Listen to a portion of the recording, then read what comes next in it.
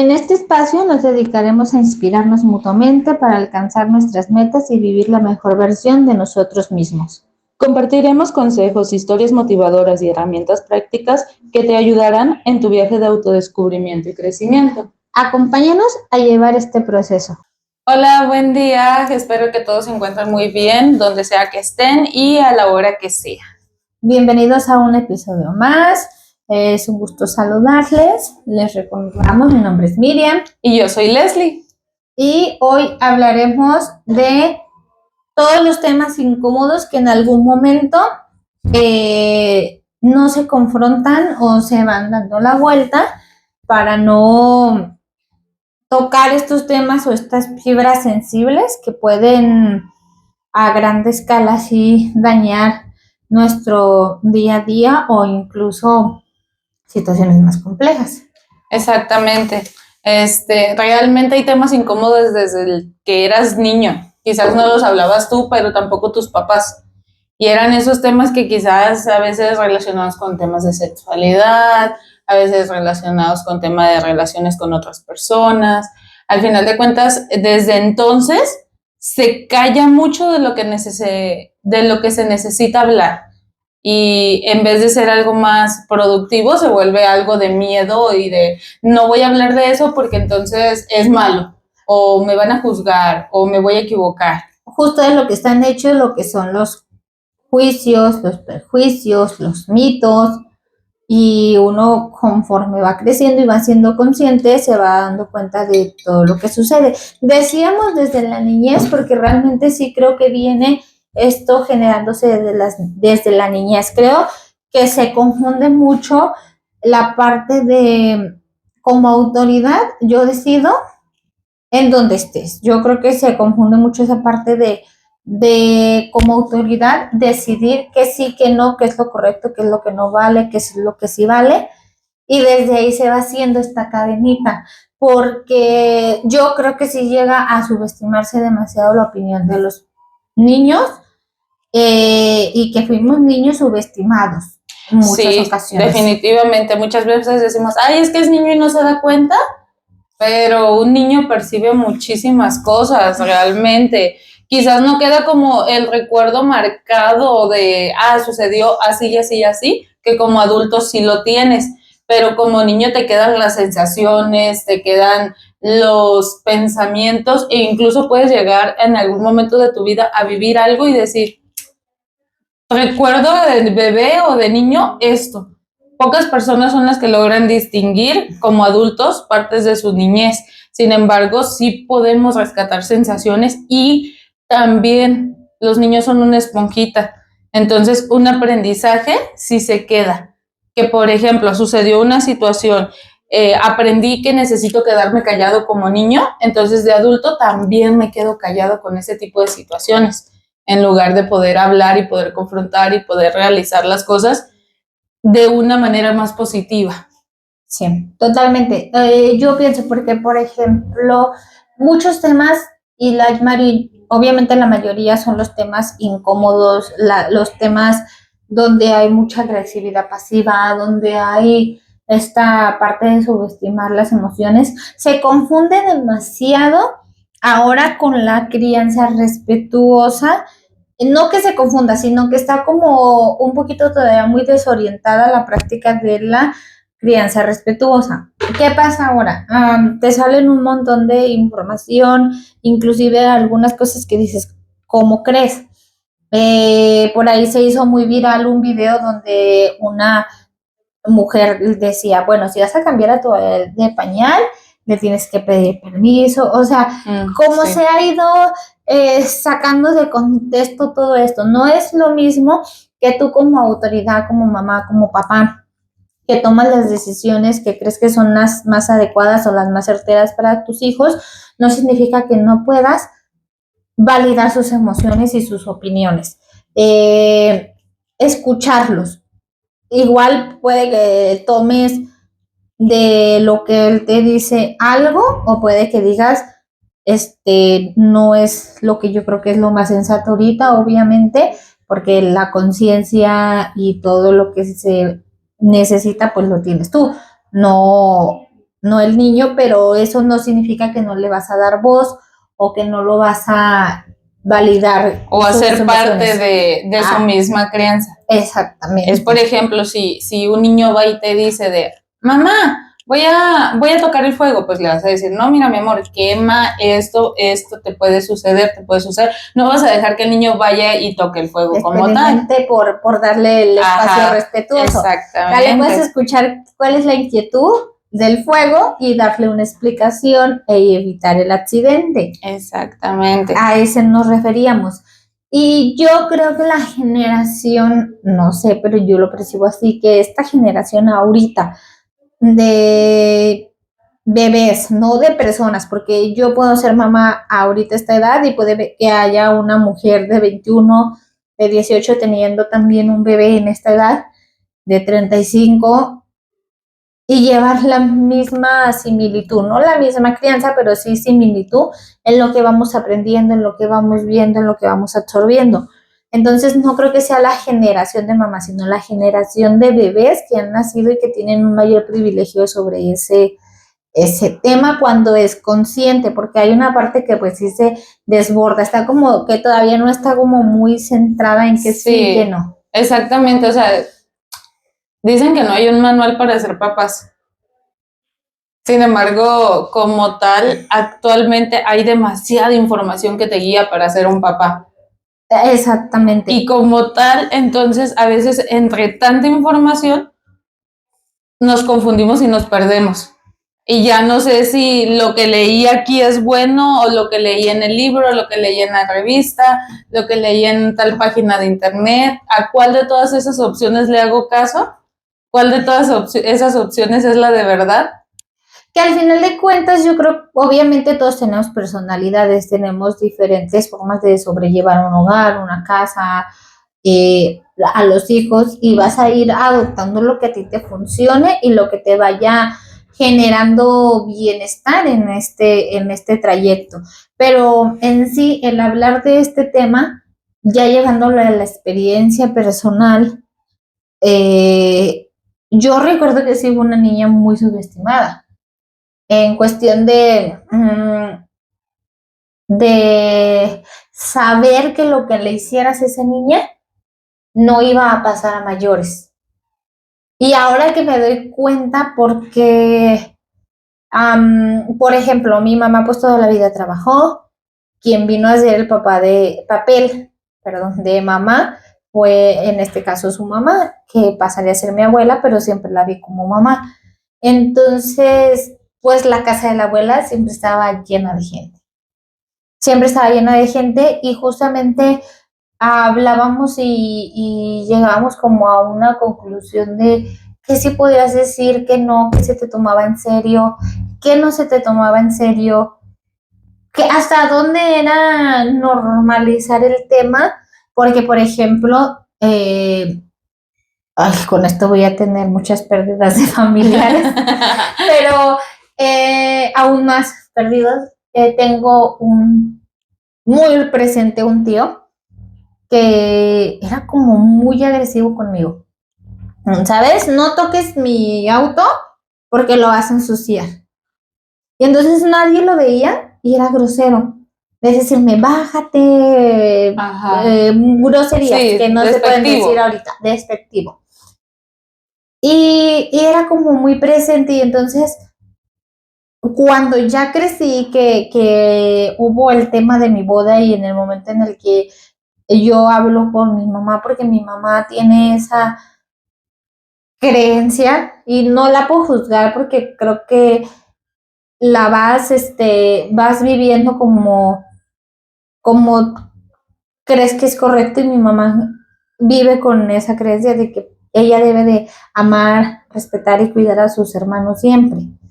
Y sobre esta creencia va esta parte de decir, es tu tío y tienes que respetarlo y tenerlo presente siempre. Y entonces yo tuve una de broncas con mi mamá antes de que ella aceptara esta parte de mi sistema de decir no puedo tenerlo cerca, o sea, tú no sabes, pero pasaron tantas cosas. Y mi mamá sí evadía el tema, o sea, sí era como de, pues es que es tu tío y Y no es que mi mamá lo hiciera en mal plan de no te voy a escuchar, pero fue algo que no lo hizo intencional él, o sea, haciendo... Ajá, o sea, como que la parte de afrontar en ella el hecho de que no toda la gente es buena es el conflicto. Sobre todo en ese aspecto, ¿no? Uh-huh. O a lo mejor quizás de la misma culpa de quién te trató mal y yo no estuve. Ajá. Podría ser. Entonces, sucede que cuando me caso, justamente que le dije, era pandemia, había mucha restricción, yo ya tenía todo avanzado. Cuando inicio con los planes de boda, no estaba totalmente declarada la pandemia. Entonces iniciamos, se da todo el anticipo, bla, bla, bla. Se viene la pandemia. Entonces se vienen las pláticas de, mira, si tú me llegas a... Cierto límite de personas, ¿no? Ajá, porque estaba restringido el número de personas. Y entonces viene de, pues tienes que hacer una lista más pequeña sobre la lista que ya tienes si quieres que sea en tal fecha. Y luego viene otra vez de que, ¿sabes qué? No, esto está cada vez más restringido, más caótico y yo no puedo permitirte tantas personas, te puedo permitir tantas si quieres que sean en una fecha acordada. Si quieres que continuemos con el plan de las personas que ahorita tienes, tenemos que posponer hasta tal fecha. Y entonces, así fue ese proceso. Por detrás sí hubo gente ofendida y gente que sí quería conmigo, que sí les tengo un cariño, pero yo ya no podía. Entonces, justo ahí fue donde se abordó el tema con mi mamá, porque era como de... ¿dónde están las invitaciones que tengo que repartir? Se supone que también me tocan unas cuantas, ¿no? Me están preguntando y entonces le dije cualquier duda o aclaración que marquen a mi número y yo se lo aclaro. Ajá, porque inclusive si yo hacía un cambio más, podría arriesgarme, no solo arriesgarme a que, o sea, a mis cosas, sino tenía todavía que pagar más dinero.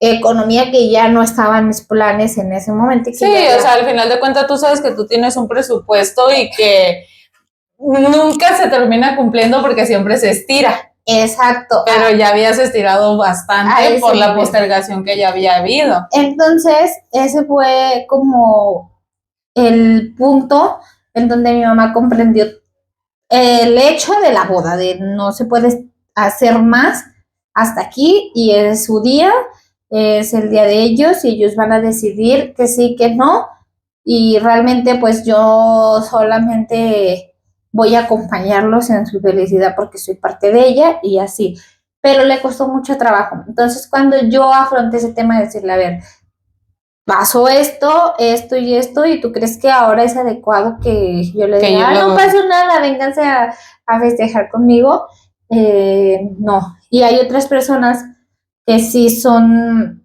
agradables para mí, que no hay ningún problema, pero no conocen a mi novio en ese tiempo. Duré 8 años de novia, entonces es como llevo 8 años y nunca se han visto. Ajá. Y no es como, a mi punto de vista, cada quien va a poder decir algo diferente. Ajá, como y yo decía, ¿no se te parece como absurdo que vengan a conocer al novio en la boda? Eso sí digo, a mí no. Yo le decía a mi marido, no quiero nadie a quien no conozcamos, a menos de que sea muy importante para nosotros, o sea, de tu lado, de mi lado, que digas, es muy importante y quiero que esté. Pero si no podemos evitarlo, o sea, ¿qué sentido tiene 8 años y no conocer a las personas importantes? No es como que pasó solamente una Navidad o un cumpleaños. Exacto. Entonces, desde ahí fue cuando mi mamá como que comprendió todo el tema y pudimos como abordar más esas situaciones, porque sí éramos, yo coloquialmente le menciono que éramos como pilas de agua bendita, que pues cualquiera podía llegar y regañarte, y cualquiera podía llegar y decirte, ay, esto, por creer que eran autoridad, por creer que soy mayor que tú, por creer que soy tu tío, por creer que soy tu primo mayor, por creer que el simple hecho de me debes un respeto. Y ahora comprendo que no es así, que el respeto y el cariño se ganan. Que el cariño... Sí, tal cual. O sea, la familia, yo creo que hasta cierto punto también se elige. Y no por ser tu sangre, es tu familia. Acá hay muchísimas cosas que en realidad, no porque digas, ah, mira, es que es mi tía y como mi tía la tengo que querer, pero pues si nunca la viste, si nunca conviviste o ese tipo, o por ejemplo que van de viaje una familia al lugar natal de uno de los miembros y es como de, ah, mira, salúdala, dale un abrazo. Le decimos a los niños, es tu tía, es tu prima. Dale un beso. Ajá, dale un beso. ¿Por qué tenemos que forzar esas cosas? Al final de cuentas, eso va mismo a lo de la parte respetuosa con los mismos niños. O sea, si él no quiere dar un beso, respétalo. Si él no quiere acercarse, respetarlo. Si del niño mismo nace acercarse, entonces está bien. Si no, es porque no tiene la confianza con esa persona. No porque sea el título de tío, tía, primo, incluso a veces hasta hermanos que ya viven lejos, viven fuera y que no conocen a los demás o más pequeños. O sea, cuando ya esas interacciones ya no son tan constantes o directas, entonces no debemos de forzar esa otra parte, el decir quiérelo cuando no hay una interacción. Justo en ese punto de decir, sabiendo, esta parte la hice consciente ya haber pasado demasiadas cosas y demasiados sucesos en la familia que justamente no se afrontaban por no escuchar estas partes que no son favorables. Y podemos mencionar infinidad de situaciones o de casos en los que ha habido abusos sexuales, ha habido agresiones en las que las familias no se dan cuenta, en los que ha habido robos, o sea... O en lo que a veces también por aparentar ante los demás de que todo está en orden, que no se habla. Sí, sí, sí, o sea, ¿cómo voy a confrontar este tema? Y era demasiado incómodo. Cuando yo abordo este tema, porque justamente se da esta situación de la boda en la que pues, somos una familia grande, ¿verdad? Somos una familia grande. Bastante. Entre comillas. O en árbol genealógico. Ajá, y fue como de, pero a este hecho, o sea, en esta situación, yo ya había hecho consciente esta parte de las pláticas incómodas son necesarias. El decir no me siento cómodo, el me está sucediendo esto, el tal persona está haciendo esta parte que a mí no me agrada y complicada, son necesarias, independientemente de si eres niño, si eres adulto, en la etapa o en la edad que estés, es necesario confrontar esas charlas porque si no, justamente ahí es donde se desenvuelven todos los traumas. Luego, por ejemplo, creces con esa parte de no hables lo que va a dañar a otros, pero sí termina dañándote de tú mismo por quedarte callado. Y luego en el trabajo pasan tantas cosas y abusos de autoridad, de que te dejo hacer todo esto, de que te permito, de que, para que no te enojes conmigo.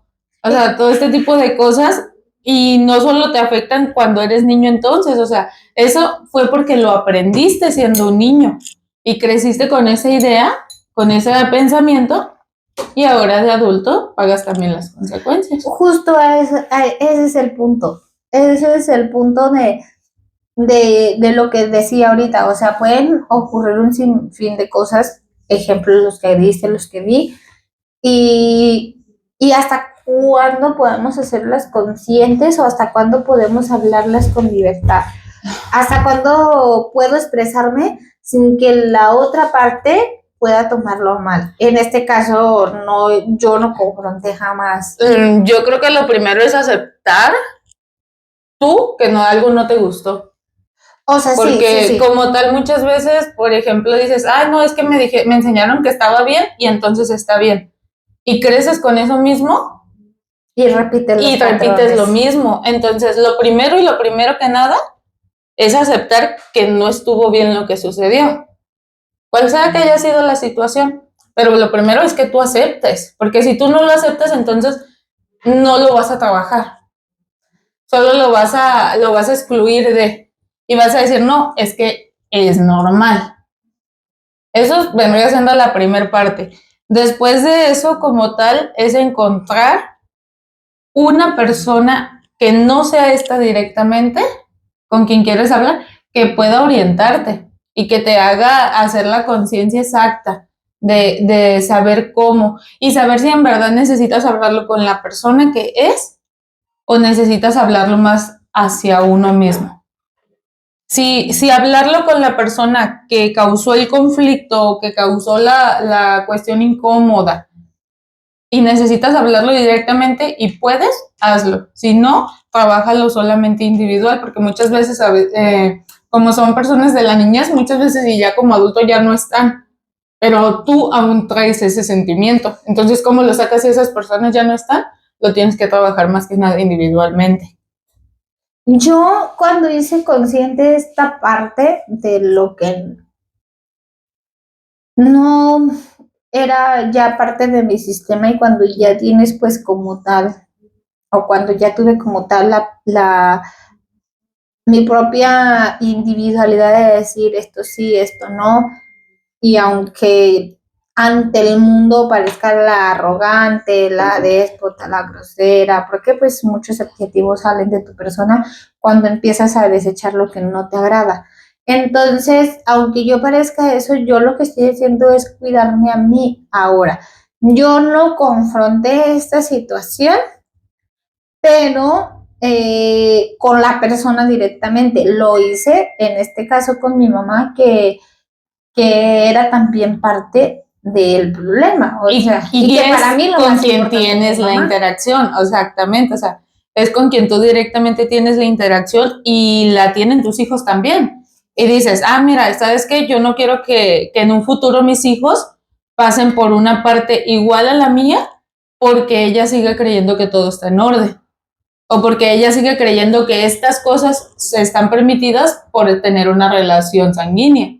Exactamente. Y sí, o sea, no fue una conciencia de decir, ay, ya, o sea, salí de aquí, tengo 18 años, ya puedo votar y también puedo decidir y ya nada. esta persona no me cae. No, fueron años y de constante conciencia, de constante autoevaluación, de saber qué había pasado, porque yo tenía muchos recuerdos bloqueados de la niñez, o sea, me preguntas de tal etapa, inclusive de repente platicar con una de mis primas, con una crianza, éramos muy unidas y sin embargo una crianza totalmente diferente. Ella tiene muy presente varios recuerdos conmigo y de repente, en serio hicimos eso. No podemos ir ¿Eso pasó? Ajá, entonces de repente intento recordar, intento como irme a ese tiempo, como sacar, me acuerdo de cosas muy bonitas y me acuerdo de cosas no tan bonitas como en este caso, que el ejemplo del tío solamente es una cosa a raíz de muchas cosas que pasaron. Pero realmente después, darme cuenta de que no era algo que yo quisiera en mi vida y confrontarlo costó mucho trabajo y la situación que vino a detonar pues fue el tema de la boda, pero pude expresarlo y se pudo comprender gracias a la boda y en ese momento que mi mamá ampliara su pensamiento, fue gracias a que ella también pues estaba dando cuenta de lo que estaba pasando. O sea, no es lo que está pasando aquí, sino lo que está pasando en el mundo y la situación está muy delicada. Entonces fue como ella logró hacerse consciente. Una cosa que siempre le he dejado clara a ella es, yo jamás te voy a juzgar por las decisiones que tuviste que tomar en su momento, como fuese dado el hecho de que tuvieses que trabajar, que no fueras presente, por el mismo trabajo, yo estoy bien contigo y no te voy a juzgar, pero también tienes que aprender a escuchar esta parte de mí, porque entonces si tú aprendes a escuchar y te das cuenta, eh, vas Me a... ayuda a mí también a sanar. Y creo que no todo lo sanas y tampoco está mal, o sea, no es que, ay, estoy en constante terapia, en constante trabajo, porque toda la vida va a haber cosas que te lleven arriba y luego hacia abajo, arriba y hacia abajo. Y La digas, vida es una montaña rusa. o que digas, definitivamente esto, por más que le eche ganas, nada más no logro sanarlo y algo está pasando y no logro. O sea, sí hay cosas que no creo que sanes, pero que si aprendes a aceptarlas y decir, bueno, pues la voy a dejar aquí, el costar más, sabiendo Más que está profundo, pero sabiendo, o más bien estando consciente de que ahí está. Que quizá ahorita ya no es momento de seguirle sacando Escalando. porque o mostrando o moviéndolo, queriendo resolver esa situación ahorita porque no es el momento de resolverlo, sí creo que no sanas. Pero sí creo que puedes estar tranquila aún así con esas situaciones. Y justo hace un par de días, justo antes de que pasara el 2 de noviembre, me dijo algo que me hizo creer que ya estaba consciente de todo este proceso que vivimos, porque hablando de otra situación, me dijo, no, es que yo sé que todavía sufres por mi mamá y que te cuesta mucho trabajo no tener a esa persona que siempre te amó como tú ves esa, como tú lo sientes. Y tú crees que no lo veo, pero yo estoy consciente que aunque lleves tu vida, aunque sigas haciendo y que hayas logrado ya tanto, no significa que no haya lo tengas que no presente. haya ahí un dolor todavía latente y yo. O sea, yo pensé que jamás lo iba a escuchar de ella y pues no digan jamás, porque sí lo escuché. Nunca digas nunca. Porque sí lo escuché y creo que esa fue como por fin la culminación De esa del proceso, parte de esa parte o de ese momento en el que ya siento que mi mamá me comprendió. En algún punto de la vida se logró que yo ya lo supiera. A lo mejor ya lleva mucho tiempo comprendiéndolo, pero no había una señal que a mí me dijera si me comprende. Y creo que con eso sí ya digo que ya estamos claras y bueno, ya lleva mucho tiempo sin obligarme a ciertas cosas, porque antes sí, por lo típico, ¿no? Dale un beso a tu tío, no de gracia, pero sí de quererme contar o de quererme hacer o mira, él es tu tío, salúdalo, ahí viene. O vino tu tía fulanita o tu madrina. Y se acordó mucho de ti, te mandó muchos saludos. Ajá, tal cual, y ya como que ahorita la situación ha bajado, ella sabe quién sí me interesa que me cuente de, ay, me habló, vino, te buscó, y quién no me interesa que me diga nada, y ya creo que eso es un gran paso entre nosotros. Eso es una situación que ahora me hace sentirme tranquila. Y aparte de que funcionó en algún punto el que yo confrontara las cosas con ella sin ser grosera o ser como tan insistente, porque todo se daba en ciertos momentos. Cuando pasaba algo, intentaba ahí exportar el tema para que pudiéramos hablarlo o que lo comprendiera lo que estaba sintiendo. Pero no era como de, pues quiero hablar contigo porque hoy amanecí muy mal y tengo mis pedos emocionales y tú tienes que saberlo y escucharlo y entenderme. No, no fue así, e inclusive dentro de todo lo que yo he hablado con ella, se lo he hecho saber de una manera tranquila, ya como dicen, sin llorar, para que me escuchara y nunca he sido grosera con ella, ni desde el punto de cómo hacerla sentir culpable, sino no quiero que te sientas culpable, quiero que comprendas, ¿sí? Entonces creo que esa fue una de las herramientas que me ayudó, el confrontar con tranquilidad. Sí, es que la verdad, hace no mucho miré una frase que tal cual no me acuerdo, pero parafraseándola, decía que las personas más sabias y más inteligentes son aquellas que saben confrontar, que saben decir, está sucediendo esta cuestión, está pasando esto me gusta, esto no me gusta, y deberíamos de cambiar algo. ¿Por qué? Porque eso te ayuda a que las cosas se desarrollen mejor con quien sea a futuro.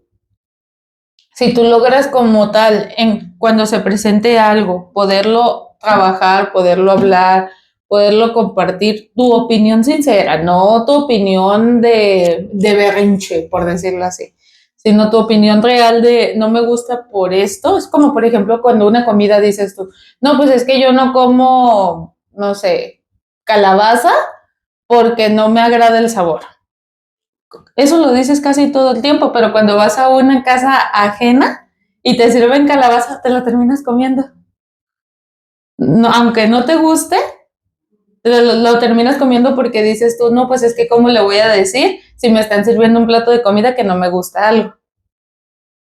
Y entonces tan sencillo que fuese también el entender que las cuestiones, hay cuestiones reales y no solo caprichos. Porque mucha gente dice, ay, no, es que es bien caprichosa o no le gusta no le gusta nada y solamente quiere lo que a ella le gusta o lo que a él le gusta. Y entonces, como tal, el poder decir lo que quieres, lo que no quieres, lo que te gusta y lo que no te gusta, te da la pauta para mejorar las interacciones con las personas. Porque si tú toleras una cosa que no te gusta y esa misma cosa que toleraste se vuelve a repetir, ya no puedes decir de no me gusta esto y te van a decir, pero si siempre ha sucedido. Vuelvo al ejemplo de la calabaza. Si cada que vas a esa casa te ofrecen calabaza y de repente dices tú, no, es que no me gusta, ¿cómo que no te gusta si cada que vienes la comes? Entonces, ¿ahí qué le dices?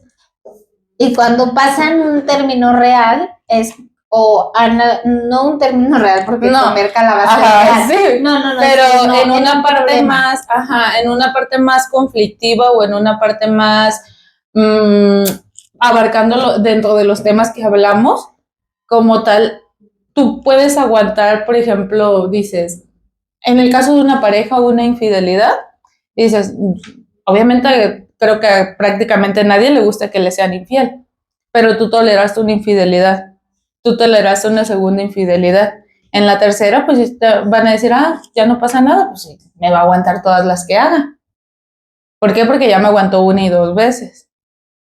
O por ejemplo, de una plática con tu hermano. Dices, no, es que a mí no me gusta que tú seas grosero conmigo, ya sea que digas groserías o que actúes de cierta manera. Si siempre se dio de la misma manera, entonces como adulto, si dices tú, ay, no me gusta, va a decir, ay, no me estás jugando. Sí, no se toma No real, se toma como se algo, subestiman sus ajá, emociones, exactamente. como cuando eras niño. Exactamente. ¿Por qué? Porque nunca aprendiste que el confrontar era bueno. Obviamente confrontar no es pelear.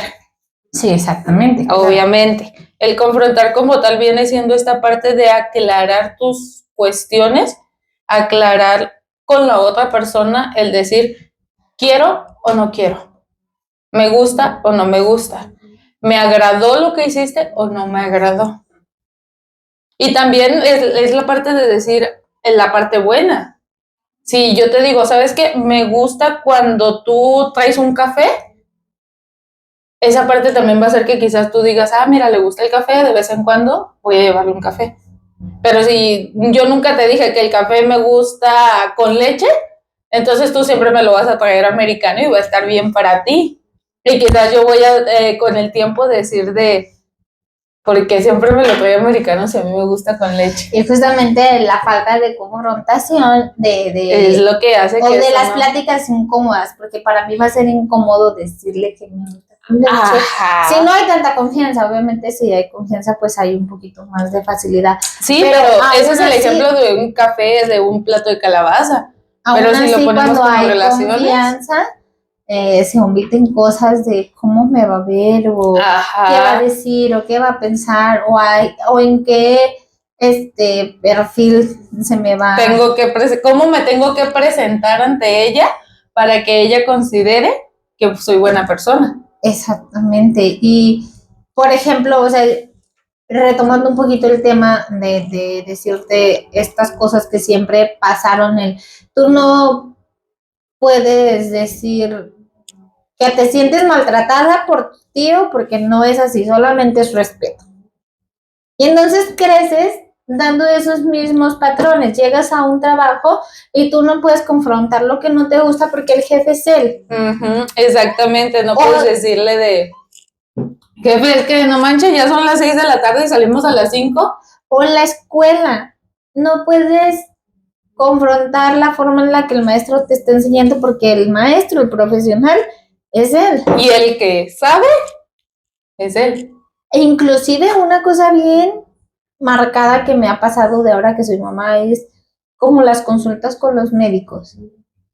Tú vas a un médico y tú le dices, pues siento esto y esto y esto, y él te dice, ok, usted tiene tal cosa, se va a tomar esto y agarras tu receta y te vas. Porque yo lo hice, me siento mal, voy al médico, ellos son los que saben, me dicen, me voy. Pero, y ahora que ya desde la parte de mamá de llevar a mi bebé al pediatra y decir, es que no entiendo qué está pasando. Mira, si ves, aquí está esto, está sucediendo por esto, pasó esto. Si no le preguntas, él no te va a decir. Hay médicos que sí lo hacen. Pero es muy raro también. Y entonces yo, ok. Y en caso de tal situación, ¿cómo podemos manejarlo? Y ahora que me está hablando de eso, no sé, interviene la alimentación, interviene tal cosa, o sea, el mundo de mi hijo, se lo pregunto para saber, porque puede ser que uno de los detalles que yo me estoy brincando tampoco sean favorables. Entonces, por ejemplo, en alguna ocasión teniendo demasiadas flemas, estaba muy congestionado, salí a llevarlo al médico y entonces la alimentación, no, omite el plátano. Y yo dije, plátano.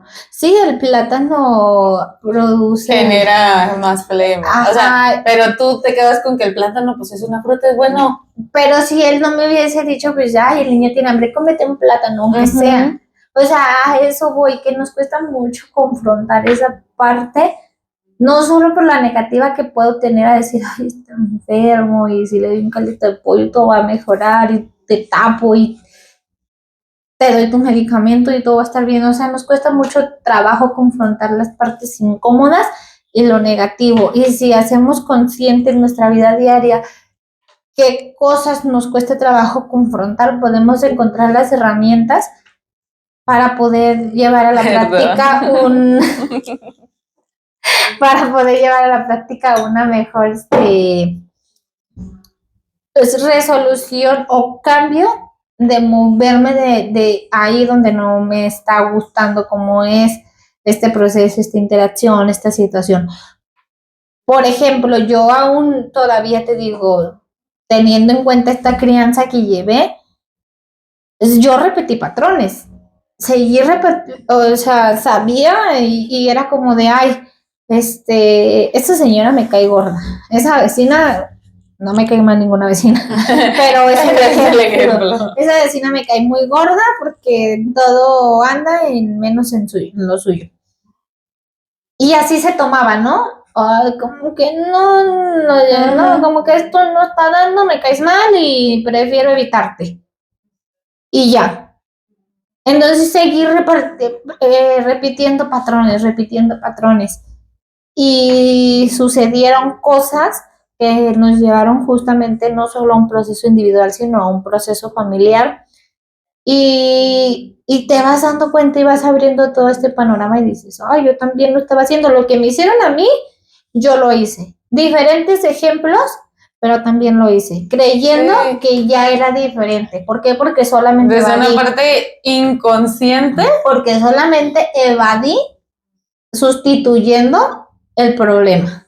Llevé el patrón y cuando lo hice consciente, de verdad, estaba muy conflictuada conmigo misma. Después recupero esta tranquilidad de saber que se podían mejorar los aspectos de cambiar justamente esos patrones, de hacer consciente en dónde era el verdadero problema, ¿no? Porque, por ejemplo, tú este café lo puedes encontrar en 5 cafeterías y todos van a tener su nombre diferente y al final es lo mismo. Entonces yo me di cuenta de que era eso. Ahora que ya cuando mis hijos nacen, pues yo ya tenía como esta parte ya más consciente, ya más asimilado, más aceptado. Y justamente el ejemplo que dabas, mira, es tu tía, es tu prima, saluda y mi hijo es una persona que si él te tiene confianza te va a saludar y si de repente lo cohíbe, se va a cohibir, pero no se le obliga.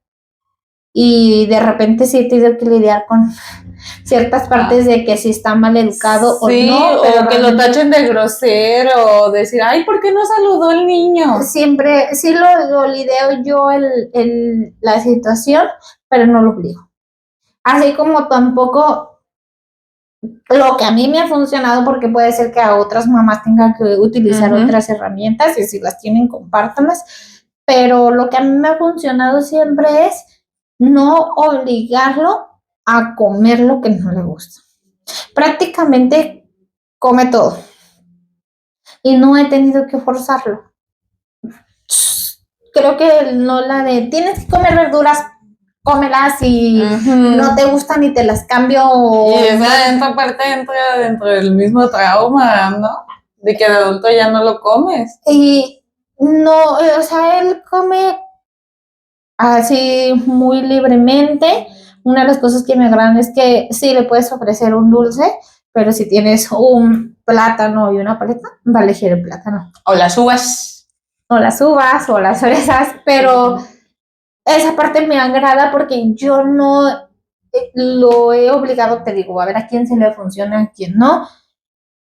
Como tampoco lo obligo a tener conexión con personas. Cuando él no se siente a gusto, simplemente no lo hace y me quedó muy claro porque con mi hermano, él no fue un tío presente en el inicio, lo veía y era como Hola.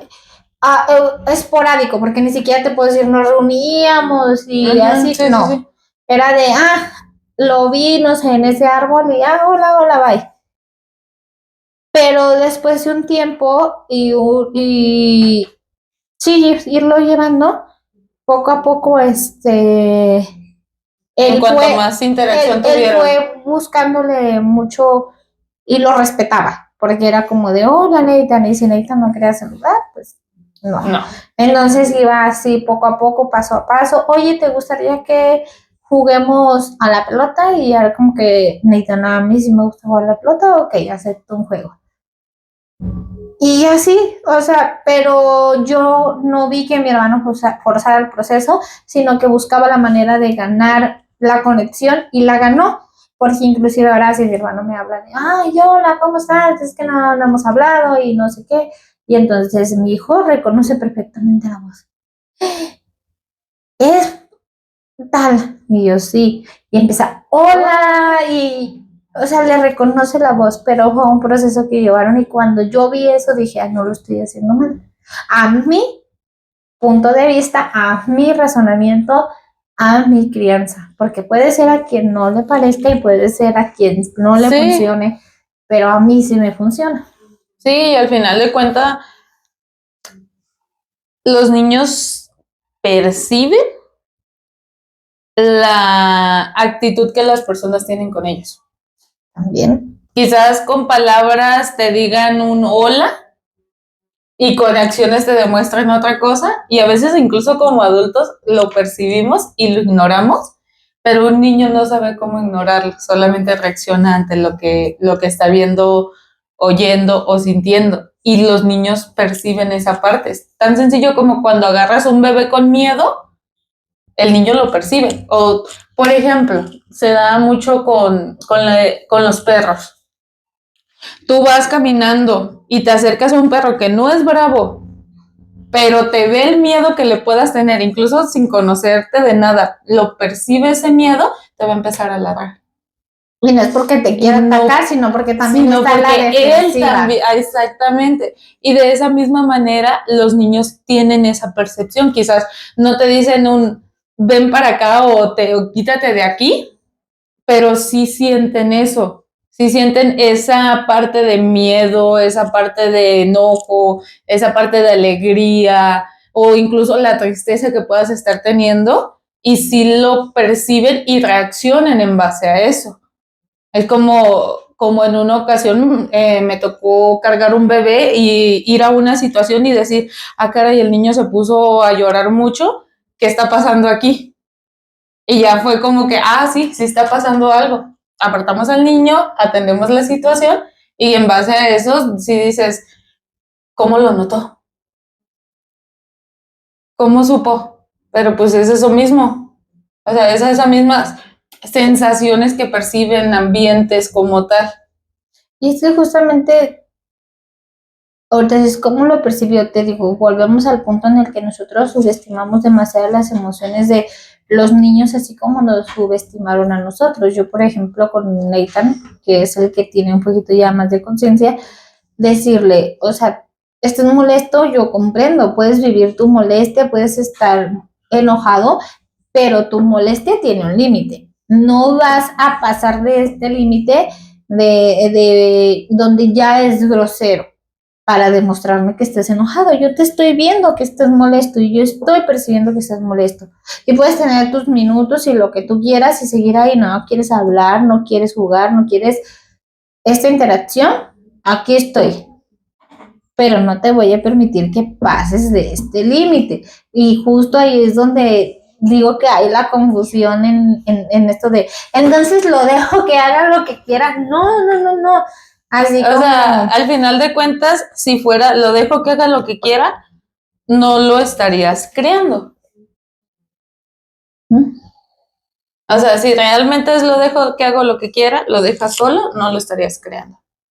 Al final de cuentas, la percepción total de la creencia respetuosa no la tengo.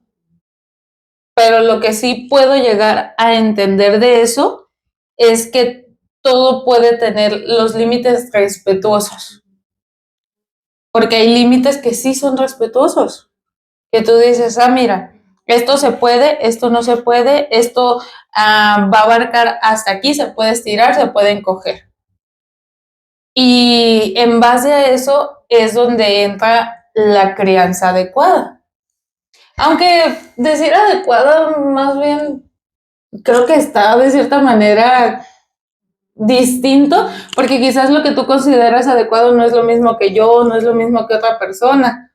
Entonces, sí, como tal, es irlo adaptando, como tú dices, a tu necesidad y a tu forma de cómo quieres que tus hijos crezcan. Pero todo siguiendo un marcaje donde haya esa posibilidad de hablar. Que no se limite la posibilidad de hablar, que como niño no tengas el miedo de decirle a tu mamá algo. Porque antes era de que con la mirada de la mamá ya sabía que yo me tenía que quedar calladito. ¿Te pasó? A mí no. O sea, porque yo era muy callada. Porque en respecto a mí, o sea, yo tuve una crianza muy diferente a la tuya. En mi caso, te digo, en casa de la abuela, donde no solo eran tus hermanos, eran también todos los primos. Y vaya que acá hay una diversidad. Así, o sea, es una familia muy grande de donde las edades son muy lejanas, por decirlo así. Pero tú tienes una familia más pequeña. No, entonces, yo literal, somos 4 personas en casa, pero yo siempre he sido una persona muy callada en todos los aspectos. No que sea alguien callado contigo, no que sea alguien callado en casa, sino que en general soy más de escuchar que de hablar. Entonces, como tal, también no era como de que cállate, porque esto. También yo crecí al momento en que la tecnología iba creciendo.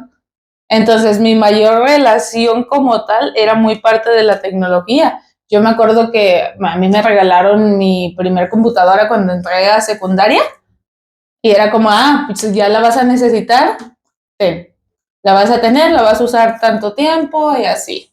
Tanto tiempo va a ser para tu uso de diversión y tanto tiempo para tu uso como tal escolar. Sin embargo, mi tiempo de diversión en la computadora era para mí mi máximo. Tampoco era una niña en que salía a jugar en calle todo el día. Yo sí te salía 1 hora a jugar a la calle y yo estaba bien. Porque mi mayor diversión era estar en casa. Entonces, a diferencia, por ejemplo, de mi hermano. Con mi hermano sí, él fue un revoltijo en todo el sentido de decir de voy para acá, voy para allá, vengo de acá, vengo de allá, hablo con tal, muy interactivo con otras personas. De repente íbamos en la calle y saludaba a todo mundo y decía, por ejemplo, mi mamá de, ay no, ya hasta me da pena que ande saludando a todos, pero a la vez era la misma personalidad que él tenía. Y que tiene todavía, o sea, literalmente salimos a calle y conoce a medio mundo, medio de su mundo. ¿Y cómo crees que esa parte justamente, no sé, te digo, te pasó no solo ahorita, aún te pasa el no tener charlas incómodas? Como tal, sí me pasa el decir de las interacciones con las personas se vuelven más difíciles en cierto sentido, dependiendo pues obviamente con quién estés. Sin embargo, mi familia era muy directa en forma de te cuido, pero te digo, va a pasar esto, pero te lo digo como a medias. O sea, te digo lo que tú necesitas saber, no todo lo que está sucediendo, porque tú no necesitas saber todo. Tú necesitas saber una parte que es la que directamente a ti te va a involucrar. Entonces, mi mamá siempre fue muy así. Muy de decir, por ejemplo, vamos a ir a tal lugar y vamos a hacer esta cosa. Pero si ella iba a un lugar sola, no nos decía. O sea, en el sentido de, yo voy a ir a tal lugar y voy a hacer tal cosa, no. Y hasta eso, que creo que actualmente, por eso creo que no le puedo guardar secretos a mi mamá y se me vuelve tan difícil, porque siempre fue mucho de hablarlo. O sea, ¿qué te está pasando? Me acuerdo, tengo muy presente cuando mi mamá empezó a ver series coreanas y fue porque yo me enojé mucho con una serie que estaba viendo. O sea, mi mamá no estaba en ese momento, mi mamá llegó después. Ella estaba trabajando, mi abuelita era quien estaba conmigo en ese momento, pero yo me acuerdo que en ese momento ella tenía una laptop y la cerré bien fuerte. Llega mi mamá a la casa, mi abuela le dice, ¿sabe qué estaba viendo la niña? Que averigua qué andaba haciendo, porque no quiero que pase algo más. Mi mamá va, me pregunta qué estabas viendo, por qué pasó esto, y ya le dije, no, pues es que era una serie, mamá, y me enojé con la serie y así, así, así. Y me dice, vamos a ver una tú y yo juntas. Y actualmente mi mamá ve más series que yo. Y ya te avisa, Ya, ¿verdad? ¿Sabes qué de esta? Porque exactamente, pero es esa diferencia que tú dices. Ella fue mucho de involucrarse en lo que nosotros hacíamos. En decir de vamos a ver esto. Claro que, por ejemplo, las cuestiones más como los más tabú, como las partes de sexualidad o cosas así, le costaban más trabajo. le costaban más trabajo. Sin embargo, por ejemplo, tu primera menstruación. Era mucha gente actualmente ni siquiera sabe que te puede llegar a suceder, muchas niñas no lo saben. Entonces, ¿por qué no vas a saberlo si te involucra a ti? O sea, literalmente tu cuerpo va a cambiar tu cuerpo se va a ver afectado, tú cada tanto vas a estar viviendo este proceso. Entonces, ¿por qué es un tabú el decir eso? En mi caso no sucedió. En mi caso, por ejemplo, sí fue de, mira, a tal momento va a pasar estas cosas, tu cuerpo va a cambiar, vas a verte, vas a sangrar, va a pasar esto. Y cuando fue mi primera menstruación, yo iba en primaria. Como tal, no recuerdo si quinto o sexto, pero sí tuve mi primera menstruación muy pequeña. Y dijiste, ya pasó. Y dije, pues ya pasó, es esto. Esto era lo que me No hablaba. fue miedo. No fue miedo como tal de decir, ¿qué está pasando? Me voy a morir. O también pasa el que justamente suceden cosas como puede ser la menstruación o inclusive tu primer beso, cosas así que como no te las hablan, cuando alguien más ya la sabe o otra amiguita la sabe, empieza a haber esta cadena de malinformación. Ajá, ¿por qué? Porque inclusive no sé si te acuerdas que te hacían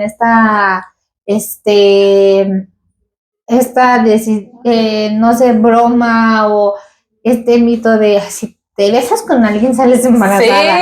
Sí. No me tocó como tal recordarlo, pero sí tengo presente esa situación de no saber qué alcance tenía lo que hacías.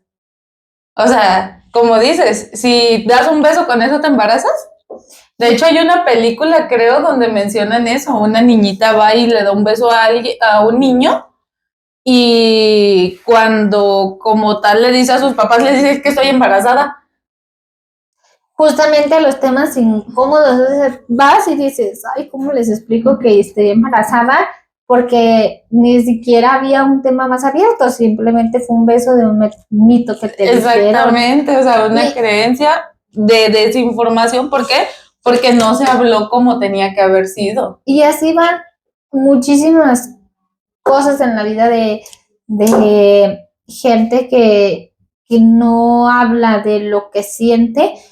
Y si ya nos vamos a un tema más grave de lo que puede acontecer, pues también por eso ocurre depresión, por eso ocurre ansiedad, por eso tanto suicidio, porque justamente no hay esta liberación de esa olla express, de esa olla express y está así todo el tiempo en ese trabajo y hay personas que no toleran todo eso y llegan a esas decisiones o llegan a vivir una vida muy depresiva. Inclusive a veces la gente, todavía a estas alturas, hay gente que cree que la depresión solamente es estoy triste y me la paso llorando todo el día en mi cama. O sea, no tengo ganas de nada. Y la depresión abarca muchísimo más cosas. Hay mucha desinformación en la cuestión de los problemas mentales. Pero justamente en una de las charlas que teníamos con el grupo, en donde abordábamos el tema, y justamente esa era la pregunta, ¿para ti qué es la depresión? Pues creo que es esto, creo que es este punto, creo que es cuando pues no te importa nada ni nadie y dices, wow. Yo, por ejemplo, en mi hablando de las cosas incómodas, mi primer bebé cuando lo tuve con tanto amor, con tanta necesidad de wow, ya quiero que esté aquí conmigo, de buscarlo, de esperarlo, de ver cada situación, de informarme. Y llega y la depresión postparto fue muy complicada. Y justamente no hablé este tema, es como, ¿por qué si tanto lo esperabas? O sea, yo lo veía así, no es que me lo dijeran, yo lo veía así, es como de si tú que estabas toda preparada, esperándolo, buscaste, viste, hiciste, ¿cómo es que te está aburriendo esto? Y yo decía, así se me va a ver, así se me va a juzgar por tener una depresión postparto, porque tuviese una depresión postparto. Pero no. Y ya después, justo tratando viendo el proceso y tratando el tema de la depresión postparto y saber que a todas las mujeres después de tener un bebé nos da depresión postparto y que puede ir en niveles, hay personas que les va muy mal, en donde ya hay algo patológico o algo que no detectes solamente como cansancio, que detectes nada más como de, ay, ¿es en serio por qué me metí en estas? Que es el nivel más bajo, a irte hasta algo más patológico en donde ya ocurren otras cosas, saber y normalizarlo. Porque si lo aprendemos a normalizarlo y poderlo hablar y decir, me siento así, ¿en qué bote de basura me puedo yo meter de cabeza y quedarme unos minutos y luego salir? Y digo bote de basura para saber que no es, no, o sea, que lo que me está sucediendo afuera no es peor que ahí. Entonces, no lo hablé, aún ya teniendo la conciencia de ciertos puntos o de un proceso o de cosas ya más claras, yo decía, se supone que esta parte debe ser toda bonita, toda bella. Y justamente yo dije, no, o sea, y es que ese es el problema. Se romantiza demasiado la maternidad y si yo digo que no es así, me veo como la peor mamá. Exactamente. Me veo como... Porque es más fácil decir, lo mejor en la vida es ser mamá, y quizás sí, pero tiene sus cositas buenas y tiene sus cositas malas y también te enojas, o sea, no por ser mamá dejas de ser persona. Justo. Entonces se tiende a decir de que el ser mamá te soluciona todo y al contrario, o sea, le suma más responsabilidades a tu vida. Y como tal, las personas generalmente, en esta parte hablando exactamente del posparto, tienden a pensar eso, ¿qué van a decir de mí si digo que me siento cansada de mi bebé? Si es mío. Puedo decir que estoy cansada del bebé de la hermana, del bebé de la tía, del bebé del vecino, pero ¿cómo voy a decir que estoy cansada del mío? Y ojo, yo tengo una red de apoyo, o sea, de verdad muy comprometida, muy amorosa conmigo y yo recuerdo que, ¿quieres? Me llevo el bebé. Y yo lo puedo tener. Sí, le decía, sí, está muy bien. Lo que te bañas, yo cuido y todo. Pero nunca hablé esta parte de no sé qué hacer con este niño, porque en algún momento mi esposo tuvo que salir fuera. Y entonces la primera noche que me quedé con el bebé sola, o sea, fue horrible. Horrible. Y teniendo mi red de apoyo, yo dije, ¿cómo me voy a ver? O sea, se supone que esto era lo que yo esperaba. Y entonces le hablo a él. ¿Y qué pasó? ¿Todo bien? Y yo, no, me siento bien, no sé qué, este niño, y bla, bla, bla. O sea, yo ya estaba totalmente mal, ya lo que había acumulado y lo que viene a detonar es quedarme sola con el bebé. Y no lo sabía más que mi esposo, que me sentía así como muy mal, nunca lo hablé. Lo expresé mucho tiempo después de, pues en algún punto me sentí así, llegué a pensar infinidad de situaciones y de imaginarme lo más negativo en cuestión mía, de decir, ahorita voy a hacer o deshacer o qué me puede pasar. Y en cambio, cuando nace el segundo bebé, yo dije, ya no me va a pasar. O sea, no que ya no me fuera a pasar la depresión, sino ya no me va a pasar el volverme a sentir así. Y pues no, ya no me sentí así, lo somaticé todo. Lo cambiaste por parte física. Porque como ya lo tenía acá, pues ahí va la parte física, pero en esa parte las herramientas que ya tenía, cuando ya se ve esta parte descubierta de que ya estaba somatizado, que me estaban pasando ahora de diferente manera, tuve toda la disponibilidad apertura de mi parte para poderlo hablar y de decirlo, me siento así, está pasando esto, estoy en este punto, y creo que fue mucho más fácil. Creo que ahora me siento más liberada en esa parte. Es lo que te iba a decir, es que una vez que lo hablas, ya se vuelve más fácil de dominar. Aquello que no hablas, ¿cómo lo dominas? Si ni siquiera has podido externarlo. Entonces, una vez que ya lo hablas, ya dices tú, puedo apoyarme de. o puedo apoyarme en, o puede ayudarme esto. Y el hablarlo te libera de esa carga, porque cuando como tal esto pasó la primera vez, la carga solo estaba aquí. Y en una parte también en tu esposo, porque él sí conocía una parte. Sí.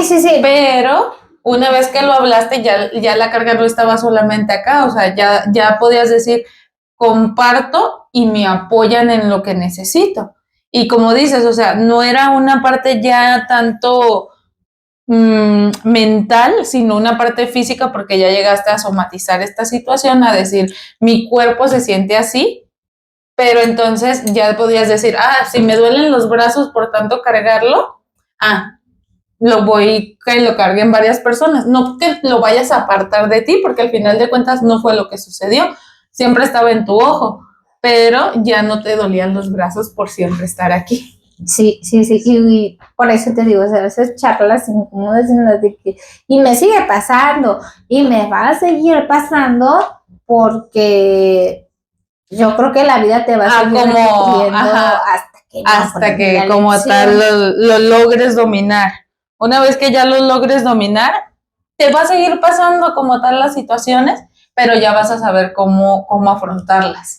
Y ahora me queda claro justo eso, que entre uno más hable y pueda no solo liberarte, sino levantar la voz y decir, a mí me pasó esto porque me pasó justo con mi hermana, que cuando ya le dije, pues está así, y me dijo, a mí me pasó, y eso que ella ya tenía pues un buen rato de que había sido mamá, y ahora que me lo dices, no lo había visto así, pero ahora siéndolo consciente, pues me pasó a mí de esta manera, y decir, wow, o sea, toda la vida ha pasado esto y no por eso eres más o menos. O sea, obviamente sí hay circunstancias en las que dices, no, o sea, tú no naciste para ser mamá y qué pena lo que estás haciendo, pero hablando de un tema normal, pues sí existen esos temas. Sí, o sea, siempre está. En los que te los callas por el y te afectan. Y te afectan acá de una manera